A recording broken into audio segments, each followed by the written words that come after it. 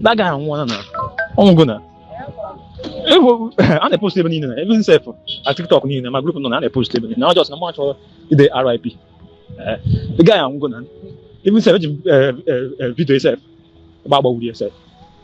Even there me video. Now that me that guy. How about we? I'm actually post okay about what me post I me just post to go to page on Facebook now TikTok. You are post to it. I just say message video. I'm coming more chance start. I can make video about the guy called it was to the guy I'm gonna about again.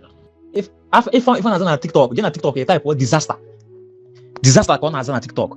You na OI million where's boy. You na UC where's boy. UC able that time where's boy. I'm gonna say man dia ga me follow ga say na ma UC ma OI million ma ngana kpo devil spoon. I'm me follow ga say hancha niile. If I na TikTok, you na TikTok, I'm me follow hancha niile. Na na video call, na join. No life. You just TikTok, you type what disaster. If on disaster ko na aza. A full video ni ma video nya na OI million, ma video nya na video kanko. Kita on na. Ako to if you go game post nke UC. Of from them na say ha na. Obra ase. Mo confirm mo if na confirm mo post. Na ma ha no kata je post o madu. Obo madu na madu anwona ma he me.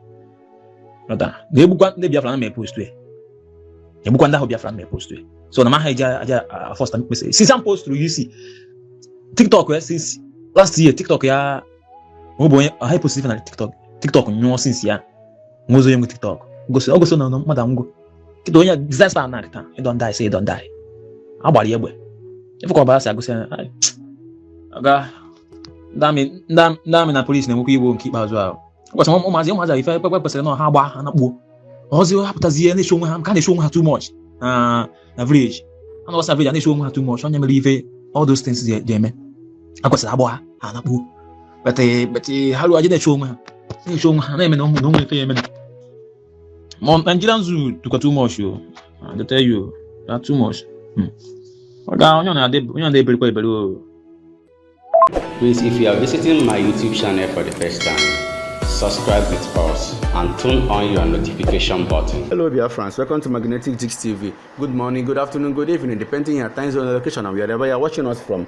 Today being 23rd day of August 2026, we the team of Magnetic Gist TV is bringing this news live and direct to you. Biafran, this news has been flying all over social media for complete 2 days now, but we decided not to post it since we decided not to post it immediately until we got the all information that we needed. So today we are posting this video about disaster who was kpaied by the Nigerian military. Oh yes, so some news say that he wanted to break out from OI because OI that is IPOB is his commander. So he wanted to break out from that place to establish his own camp, and maybe things did not go down well with him and OI, and he was set up and the Nigerian military caught him and kpaied him. Why some people were saying that it's nothing like set up, that he was not set up, that it's only just that luck ran out of him and he was kpaied. But the fact remains that disaster is no more. No, disaster is a good friend to Nnamdi, and they also Uche, you see. All these guys are a very good friend and they are all in Biafra Liberation Army. But look at how they are being gunned down one after the other. Guys, things they happen, and those people that kpaied him has made a conversation concerning that. Yes, so just watch this video as we play it to listen to the people that kpaied him and how they were able to cut him and kpaied him.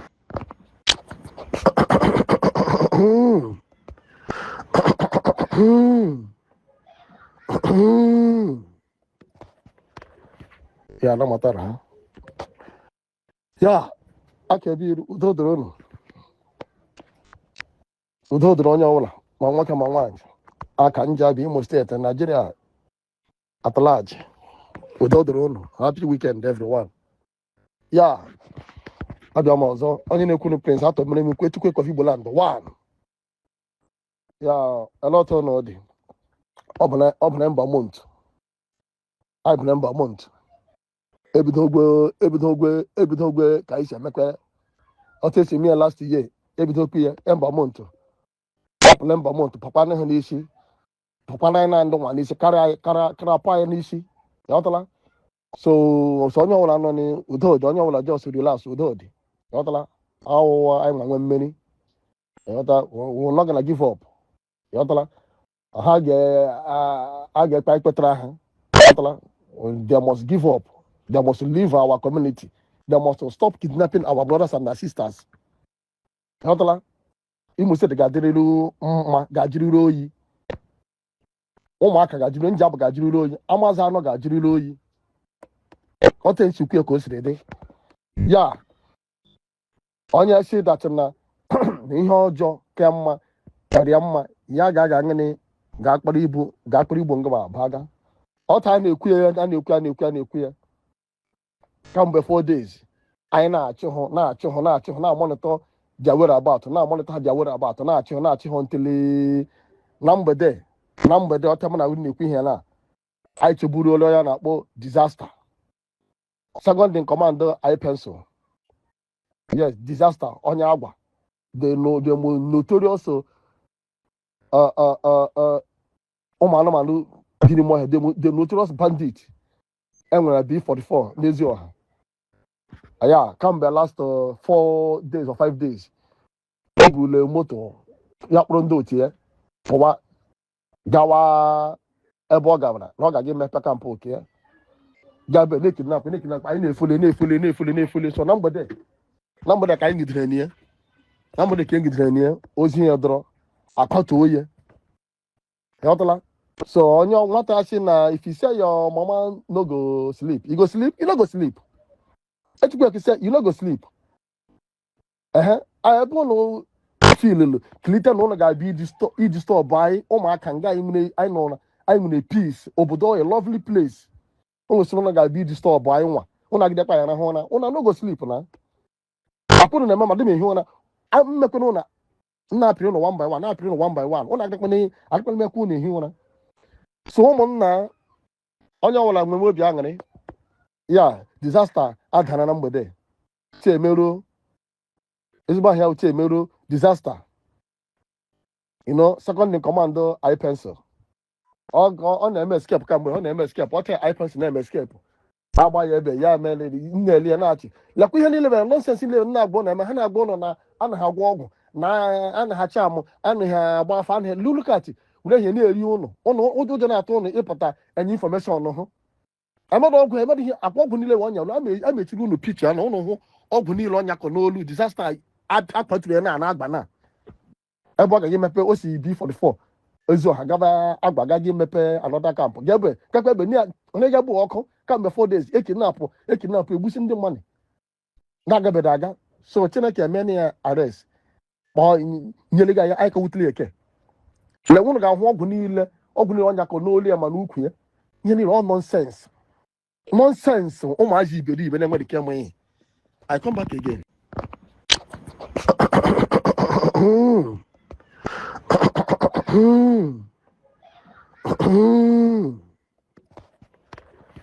ya na matara ha ya aka ebe udo dịrị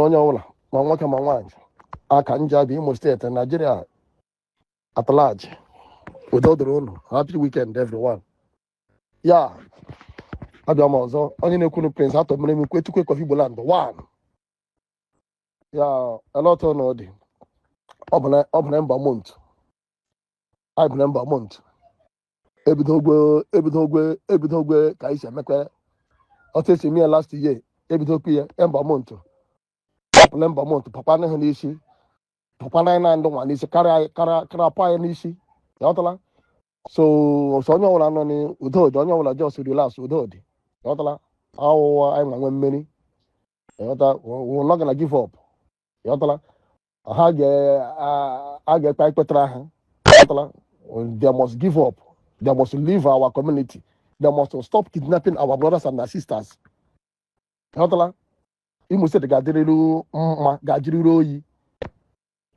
ụmụaka ga-ajụrị njabụ ga-ajụrịrị oyi amazi anọ ga-ajụrịrị oyi ọta nchukwu ka o siri dị ya onye si datị na ihe ọjọọ ka mma karịa mma ya ga-aṅịnị ga-akpara ibu ngaba baga ọ taa na-ekwu ya na-ekwu ya kamgbe 4 days anyị na-achụ hụ na-amonitọ jawere abatụ na-achụ hụ ntili na mgbede ọta na na-ekwu ihe na anyị chegburu ole ya na-akpọ disaster second in command anyị pencil yes disaster onye agwa the notorious ụmụ anụmanụ biri m ọhịa the notorious bandit enwere B44 n'ezi ọha ya kamgbe last 4 days or 5 days o buru moto ya kpụrụ ndị otu ya pụwa gawa ebe ọ gabara na ọ ga-aga emepe kampụ oke ya gabe na-ekinap anyị na-efule so na mgbede ka anyị gidere n'ihe na mgbede ka anyị gidere n'ihe ozi ya dọrọ akọta oye ịghọtala so onye nwata asị na if you say your mama no go sleep you go sleep you no go sleep echukwu ka say you no go sleep ebe ụlọ filulu klite na ụlọ ga-abịa iji stọọbụ anyị ụmụaka nga anyị nwere peace obodo a lovely place ụlọ si ụlọ ga-abịa iji stọọbụ anyị nwa ụlọ agidekwa ya na hụ na ụlọ no go sleep na apụrụ na-eme madị m ehi ụra mmekwana ụlọ na-apịrị ụlọ 1 by 1 na-apịrị ụlọ 1 by 1 ụlọ agidekwana mekwa ụlọ ehi ụra so ụmụnna onye ọbụla nwere obi aṅụrị ya disaster adara na mgbede chiemeruo ezigbo ahịa chiemeruo disaster second in command I pencil ọ na-eme escape kamgbe ọ na-eme escape ọ taa I pencil na-eme escape agba ya ebe ya mere nna-eli ya na-achị lekwa ihe niile mere nonsense niile na-agba na-eme ha na-agba ụlọ na anaghị agwọ ọgwụ na anaghị amụ anaghị agba afa anaghị lulukati were ihe na-eri ụlọ ụjọ na-atụ ụlọ ịpụta enye infọmeshọn hụ amadụ ọgwụ emerụ ihe akwa ọgwụ niile ọnya a mechiri ụlọ picha na ụlọ hụ ọgwụ niile ọnya kọ n'olu disaster akpatụrụ ya na agba na ebe ọ gaghị emepe o si B44 ezi ọha gaba agba agaghị emepe anọda kampụ gebe kekpe ebe onye ga-bụ ọkụ kamgbe 4 days ekinapụ egbusi ndị mmadụ na-agabede aga so Chineke emena ya arrest ma nyere gị ya anyị ka wutili eke le nwụrụ ga-ahụ ọgwụ niile ọnya kọ n'olu ya ma n'ukwu ya ihe niile ọ nọnsensị ụmụazị iberibe na-enwere ike ịmụ ihe I come back again onye si datụ na ihe ọjọọ ke mma karịa mma ya ga-aga ngịnị ga-akpara ibu ngaba baga ọ taa na-ekwu ya kamgbe 4 days anyị na-achụ hụ na-amonitọ jawere abatụ na-achụ hụ ntili na mgbede ọta na na-ekwu ihe na anyị chegburu ole ya na-akpọ disaster second in command I pencil yes disaster onye agwa ya kamgbe last 4 days or 5 days o buru moto ya kpụrụ ndị otu ya pụwa gawa ebe ọ gabara na ọ ga-aga emepe kampụ oke ya gabe na-ekinap anyị na-efule so na mgbede ka anyị gidere n'ihe ozi ya dọrọ akọta oye ụlọ agidekwa ya na hụ na ụlọ no go sleep na apụrụ na-eme madị m ehi ụra mmekwana ụlọ na-apịrị ụlọ 1 by 1 ụlọ agidekwana mekwa ụlọ ehi ụra so ụmụnna onye ọbụla nwere obi aṅụrị ya disaster adara na mgbede chiemeruo ezigbo ahịa chiemeruo disaster second in command I pencil ọ na-eme escape kamgbe ọ na-eme escape ọ taa I pencil na-eme escape agba ya ebe ya mere nna-eli ya na-achị lekwa ihe niile mere nonsense niile na-agba na-eme ha na-agba ụlọ na anaghị agwọ ọgwụ na anaghị amụ anaghị agba afa anaghị lulukati were ihe na-eri ụlọ ụjọ na-atụ ụlọ ịpụta enye infọmeshọn hụ amadụ ọgwụ emerụ ihe akwa ọgwụ niile ọnya a mechiri ụlọ picha na ụlọ hụ ọgwụ niile ọnya kọ n'olu disaster akpatụrụ ya na agba na ebe ọ gaghị emepe o si B44 ezi ọha gaba agba agaghị emepe anọda kampụ gebe kekpe ebe onye ga-bụ ọkụ kamgbe 4 days ekinapụ egbusi ndị mmadụ na-agabede aga so Chineke emena ya arrest ma nyere gị ya anyị ka wutili eke le nwụrụ ga-ahụ ọgwụ niile ọnya kọ n'olu ya ma n'ukwu ya ụmụazị iberibe na-enwere ike ịmụ ihe I come back again udo dịrị onye ọbụla ma nwoke ma nwaanyị aka nja bụ Imo steeti Nigeria at large udo dịrị unu happy weekend everyone ya abịa m ọzọ onye na-ekwunu Prince atọ mere m Chukwu Ekpa Igboland 1 ya elọtọ na ọ dị ọ bụ na mba mont anyị bụ na mba mont ebidogwe ka anyị si emekpe Also, see me last year. Every talk here, Ember Monto. Lember Monto. Papa no nishi. Papa na ndo wani se kara pa nishi. Yotala. So nyo wala no ni udodi. Nyo wala just the last udodi. Yotala. How I'm going many. Yotala. We're not gonna give up. Yotala. I get quite better. You must say the Gadiru, Gajiru. Oh, my Gajiru, Jab Gajiru, Amazon Gajiru. What else you can consider? This bastard, Anna Odene, your name is Udene, and you are still behaving like Udene.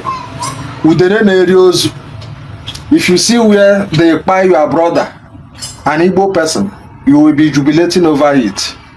I haven't seen you where you are jubilating over Boko Haram terrorists, Fulani herdsmen who used to buy our people anyhow. You are jubilating over an Igbo man because they buy him because he's an Eastern Security Network member. Abi?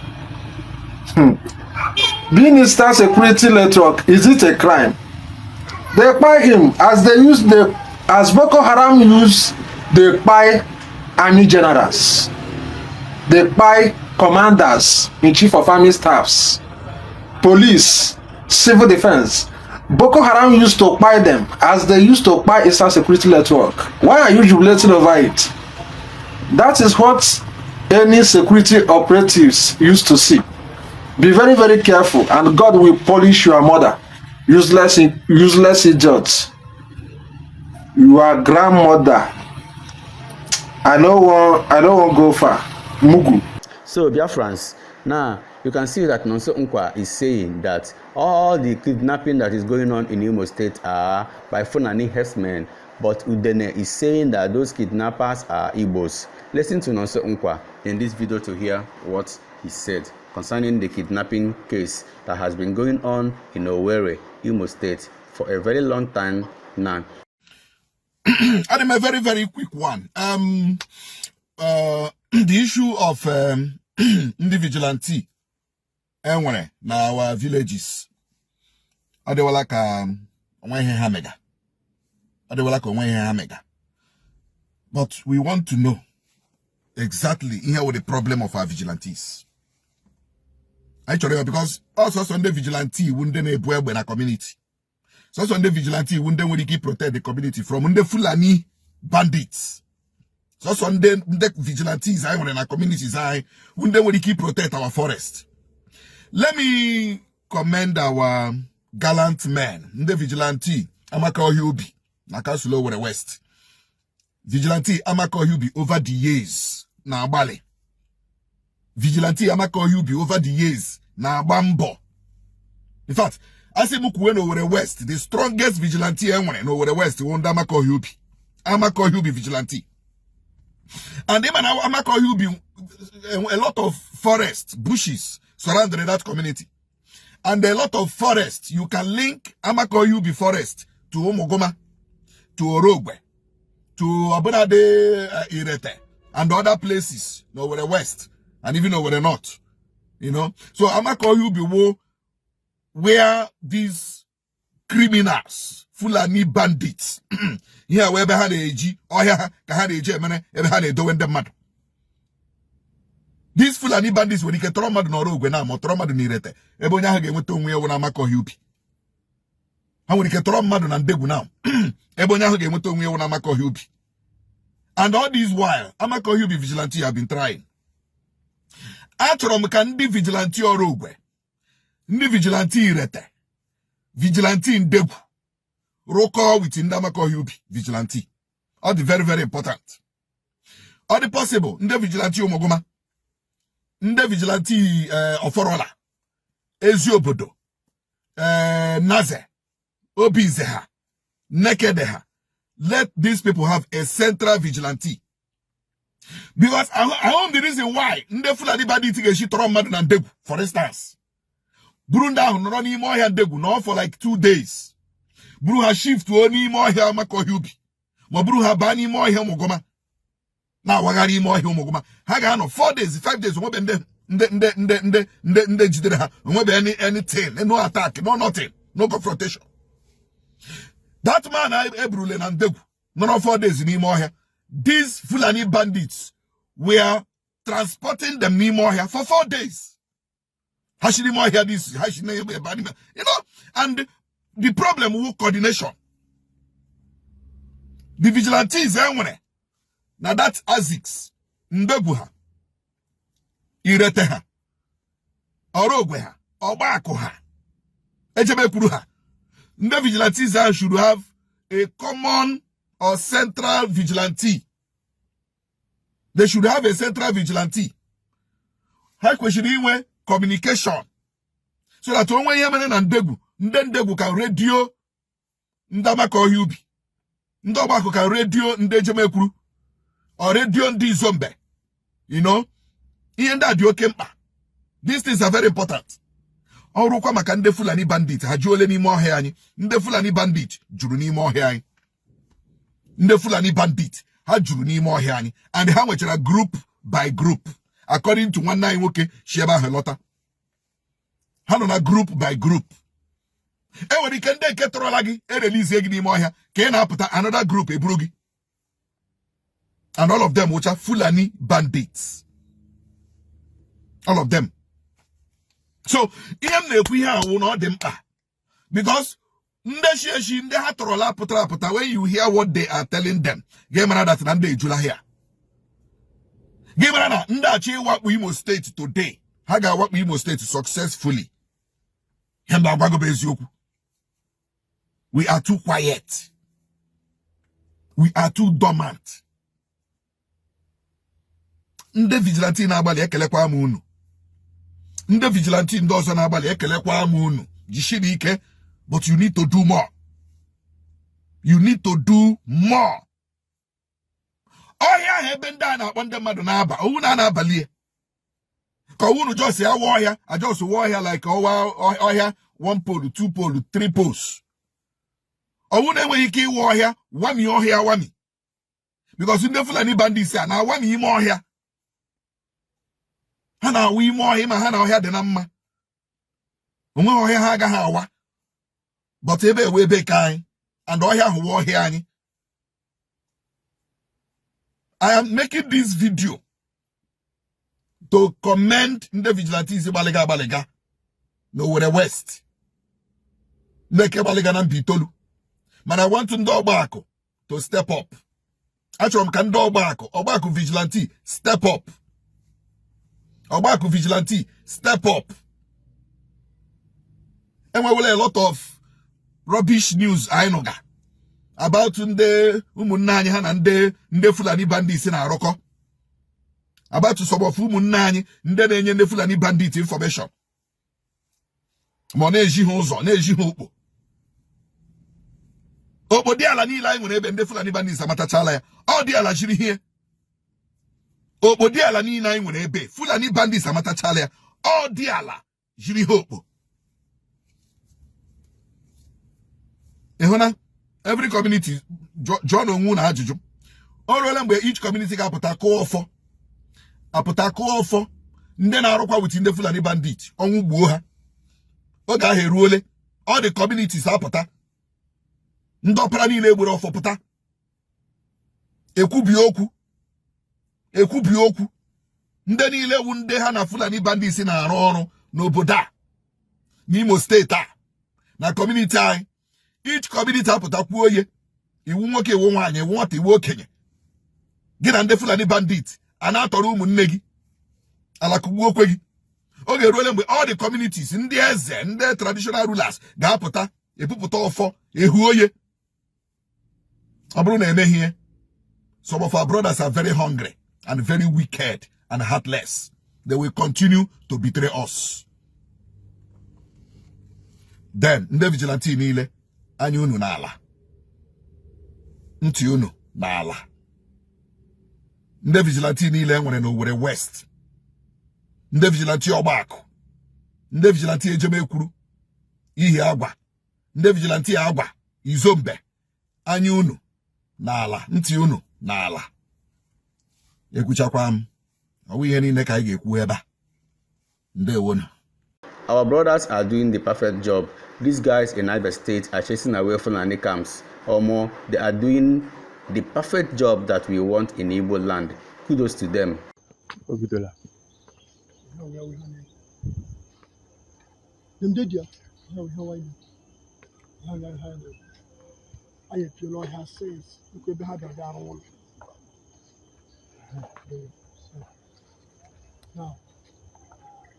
Now we are Ebhada, Jaro Haro, Jarida.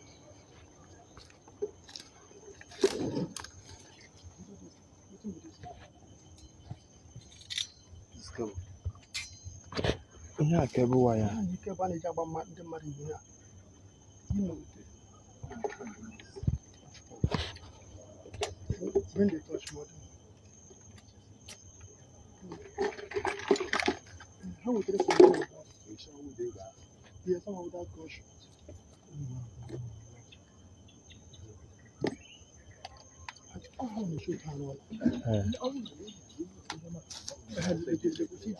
Our brother is saying something concerning the death sentence that the federal government withdraw from the court. Listen to our brother to hear what he said in this video. Biafrans, are you seeing the way that God is gradually disgracing all the enemies of Mazi and Kanu?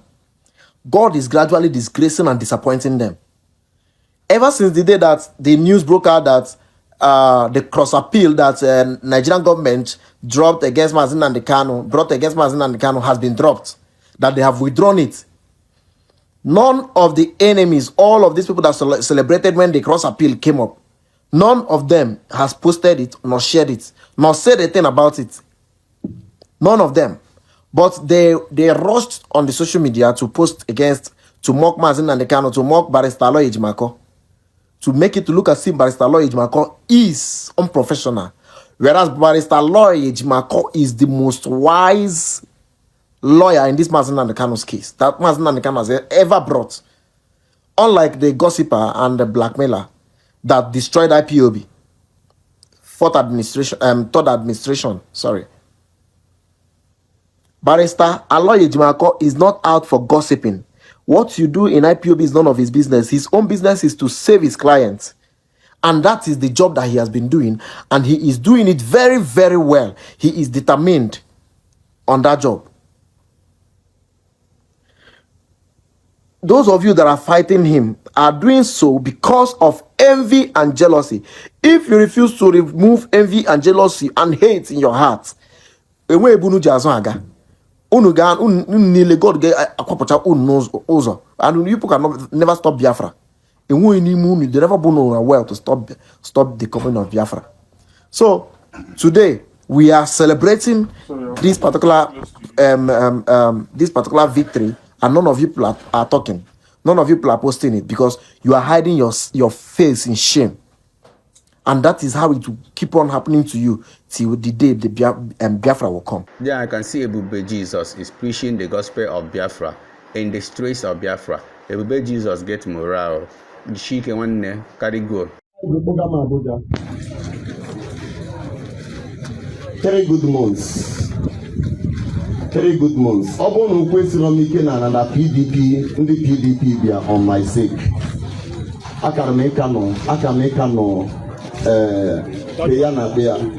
Ebo tuje mobo Obono tuje Abuja IRT Abuja. For the moon we came here. IRT no, you're doing a chance. Praise God. Amen.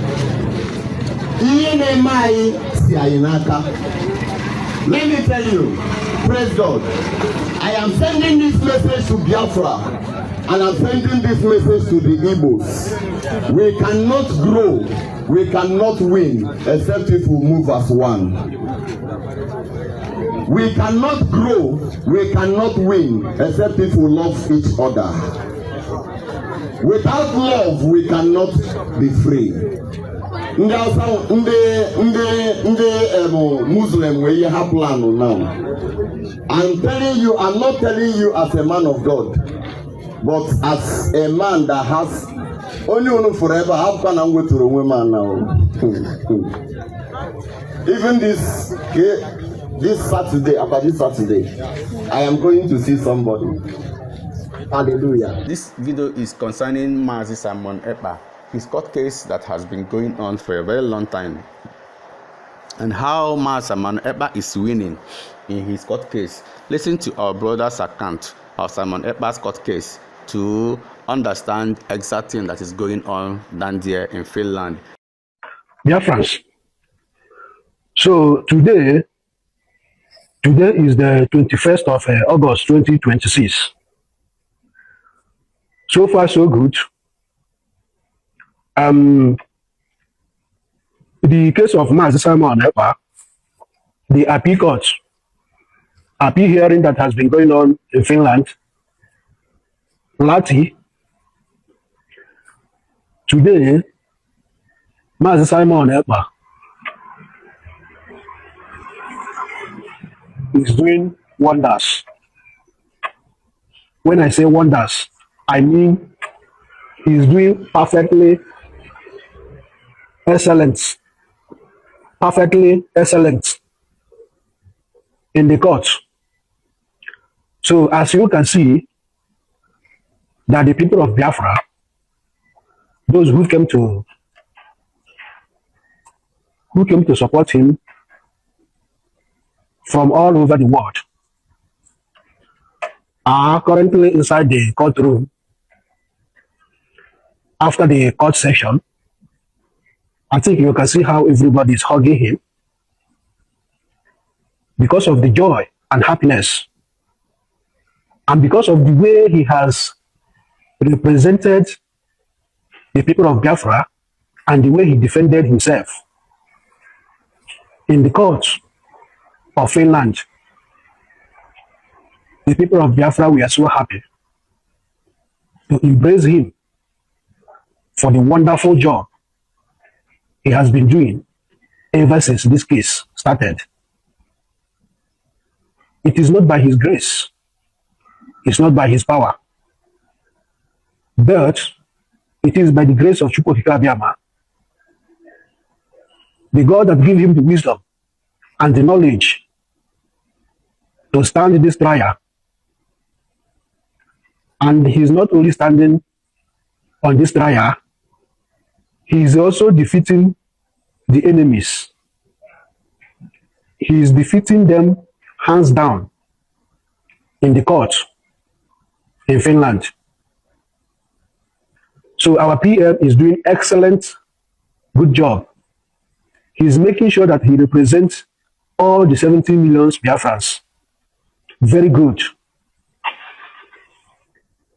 He don't want to let us down, just like he promised us that he's ready to take the bullets for us to be free. That we should call him anywhere, that he's ready to answer and account for whatever that he has said or written. That he's ready, ever ready, to defend himself and defend the people of Biafra. And that is exactly what Mazi Simon Ekpa have done. And he did it perfectly.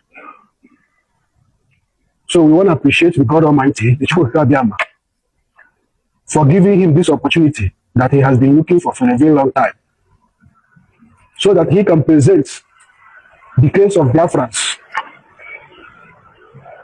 to the people of the world, to the international communities, for them to know what we are passing through in the hands of the Nigerian government.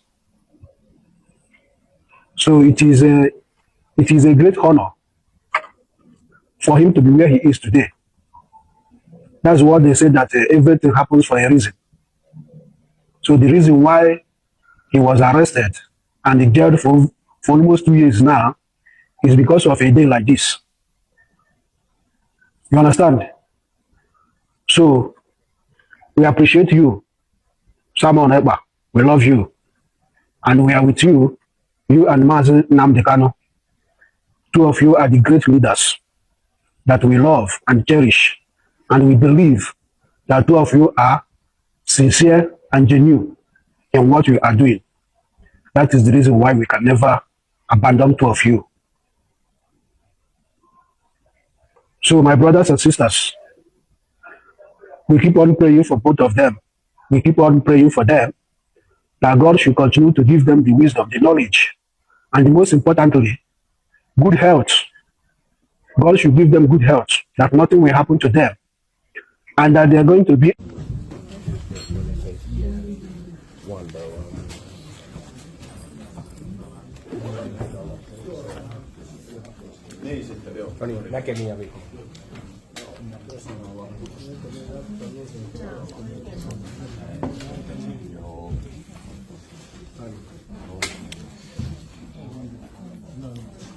This is the closing of the court sitting today.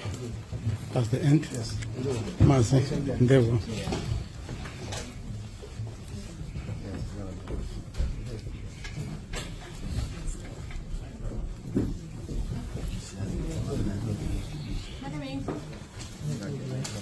Everything went so smoothly today, really.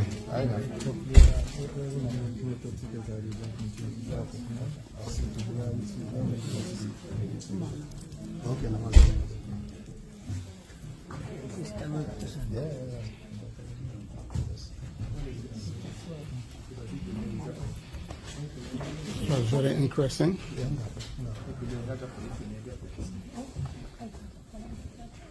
We love you. We love you. We love you. We love you.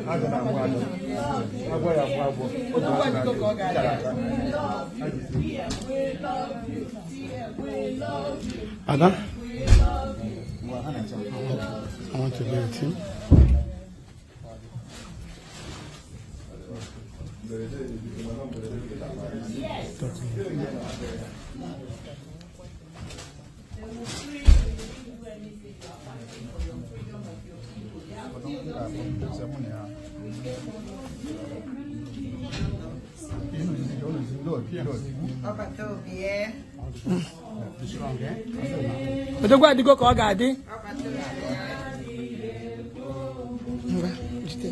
Nigerian government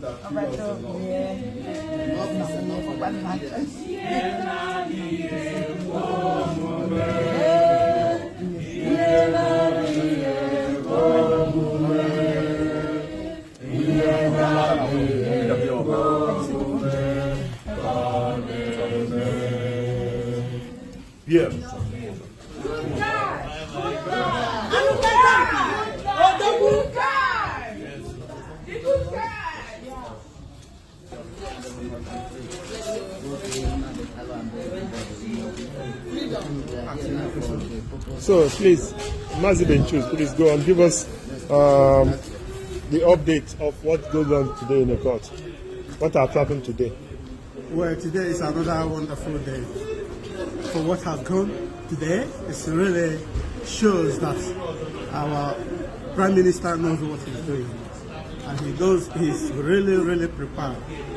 And all the things the prosecutor denied him from giving up, presenting to the court, but today he has all the opportunity to present them and bring many, many, many facts that lead to this very nonsense charade that the Nigerian government is behind. But he tried to put everything into right perspective today. Do you have any other thing to ask about what? Yeah, we can see the court procedure today was differently. Because did you have anything to say concerning what he was asking the judge, the woman who was laughing the first trial? Because I think he said to the judge that today you are not laughing anymore because he doesn't have evidence to swear. So yes, this led to the time the prosecutor tried to undermine him, asking him what is his actual role in the Biafran government in exile. Then he tried to express many things, how he was, because he was the spokesman of Biafra. He did not identify himself as a commander, while the prosecutor was indicting him of being the commander of the Biafran Liberation Army. He said to him, my role is to speak to my people in order to make awareness of what is going on within the territory of my own region. I cannot keep quiet, and my people is being slaughtered for nothing. You're right, because he did mention that I can't be commander in Europe and at the same time a commander on the ground. That's correct. So it can only be one side and get the messages and the news that people on the ground are giving to him. So even when he was asking the prosecutors if at all he has any chance to laugh over him again today, because last time the prosecutor was continuing bullying him by laughing when he was trying to express himself. But today, he hit the whole thing on the neck. In the sense that that is just a bullshit. There is no fact on what we are saying. So, and today we can see that our Prime Minister also tried to mention since the war have started in Biafra land. Yes. Over 80 years. He Since made it 1770. to everyone to see that the way Biafra is being slaughtered is not something that anybody can tolerate it. Mm-hmm. He lost his uncle. Some of the members of the people, the charity commission, charity foundation he's running. It's foundation, yeah. Foundation. Some of them is being slaughtered. That's why he can't just wait and allow them to do whatever they feel they need to do. And our PM also did mention about we telling our stories, because you cannot be here in Europe or anywhere in Western world and telling us what is happening. Yes, he go further to tell the court that this court have every right to tell Nigeria that they have gone beyond what is called by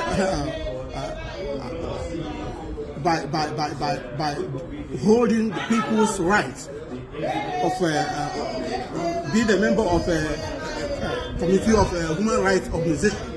But they are not doing what they signed. They cannot be into that sort of a charade and keep quiet. These people will be dying. Yeah, as may I ask you just one simple question? As a here, the Biafran, someone who is fighting for Biafra, did you ever witness the war? How is the Biafran war affected you in general? Unfortunately, I can say I'm a victim of that war. I was a kid when that war is going on. I don't actually know what happened, but I'm partially a victim of that war when the war was going on. So that means you can only tell the story of what happened.